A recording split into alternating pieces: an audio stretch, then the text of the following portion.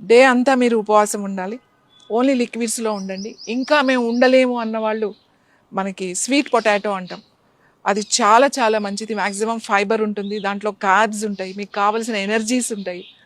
So అది ఉడకబెట్టుకుని తింటారు, లేదంటే ఖర్జూరం తింటారు కొంతమంది. కొంతమంది ఓన్లీ లిక్విడ్స్ మీద ఉంటారు, చెరుకు రసం తీసుకుని ఉంటారు, కొంతమంది పాలు తీసుకుని ఉంటారు, కొంతమంది ఒట్టి నీళ్ళ మీదే ఉంటారు. సో ఎవరు ఎంత చేయగలుగుతారో అంత చెయ్యండి. రాత్రి అంతా కరెక్ట్గా 6 నుంచి ఈవినింగ్ 6 నుంచి మార్నింగ్ 6 వరకు మీరు ఎన్ని జాములు, 4 జాములు ఉంటాయన్నమాట, అంటే ప్రతి 3 గంటలకి ఒక జాము అంట.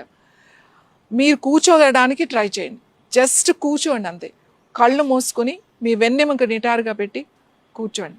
మీకు ఏమి పెద్ద పెద్ద మంత్రాలు, పూజలు, అభిషేకాలు మీకు ఏమీ రాకపోవచ్చు, ఏం పర్వాలేదు. Just you SIT and close your eyes and focus, అంతే. అలా కూర్చోండి నిశ్శబ్దంగా. మీ పెదవులు నిశ్శబ్దం కాదు, మీ మనసును నిశ్శబ్దంగా ఉంచండి.